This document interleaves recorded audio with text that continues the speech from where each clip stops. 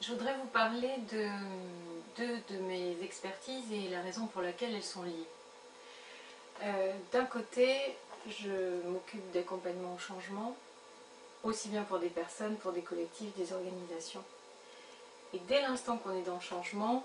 assez vite, ce qu'on rencontre, c'est des freins, des résistances, des blocages, des impasses. Et pourquoi? Parce que nos équilibres sont remués, nos conforts sont remis en cause, et du coup, ça crée des distensions, ça crée des différences, ça crée des conflits. Et c'est la raison pour laquelle je me suis aussi souciée des conflits et des difficultés et des violences qui peuvent être inhérentes,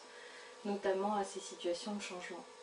Donc ce que je trouve intéressant, c'est de regarder les deux aspects et d'arriver à voir comment ils dialoguent entre eux, aussi bien au sein de la personne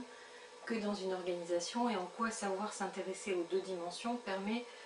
d'être vraiment une clé, un levier important, notamment pour la période qu'on est en train de vivre et les mutations qui sont en train de s'opérer. Donc pour chaque personne, individuellement, nous rencontrons souvent des conflits. On doit prendre une décision, on n'arrive pas entre une raison ou une autre. Voilà, on est un peu pris entre deux feux. Donc voilà, en interne, on peut vivre ça déjà. Et quand on est dans cette situation conflictuelle entre deux ou trois points de vue différents et ne parvenant pas à se décider, on sent que l'énergie est bloquée, on sent qu'on est vraiment en contradiction en interne. Et par conséquent, on n'arrive pas à ce moment-là à ce que ça se débloque. Et au sein d'un collectif, c'est pareil. On va avoir des mouvements permanents qui sont liés à la prise de décision d'un dirigeant, à une réorganisation, à la situation au marché, aux concurrents, etc., qui imposent de modifier des éléments. Comme nous fonctionnons de façon de plus en plus systémique, automatiquement, il y a toujours quelque chose qui fait qu'un des paramètres de la situation change. Donc dans ce mouvement régulier et permanent, une entreprise, une organisation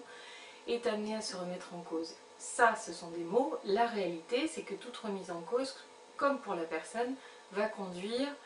à des difficultés, des différends entre les personnes qui ne voient pas les mêmes choses, qui n'envisagent pas les mêmes réponses, qui auraient envie d'y répondre différemment, qui, pour X raisons, des enjeux personnels, des enjeux de pouvoir et autres, qui vont conduire là aussi à des conflits. Donc soit des freins liés directement à la notion du changement qui est en cours, soit les implications, les conséquences ou les enjeux pour les acteurs qui vont faire qu'il peut y avoir des difficultés. Et donc, si on est dans la capacité de pouvoir traverser avec fluidité les résistances, de pouvoir écouter ce qu'elles ont à nous dire, de comprendre l'utilité des blocages comme étant le premier pas finalement vers un changement effectif, vers une transformation, dans ce cas-là, on est dans la capacité de résoudre, la capacité de médiation quand c'est au plan relationnel entre les individus, donc la capacité de résoudre les tensions, de fluidifier les relations. Et en fluidifiant les relations, on va dénouer les résistances et on va faire émerger cette vitalité,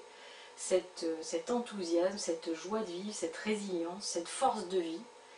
qui va prendre la forme de la créativité, de l'innovation, du travail ensemble. Et on va voir que de situations excessivement nouées, difficiles, violentes parfois,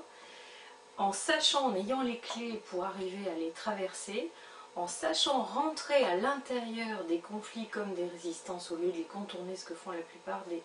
dirigeants et des managers, souvent par manque de connaissances et d'outils, c'est en rentrant à l'intérieur qu'on va être en capacité de dénouer très rapidement le système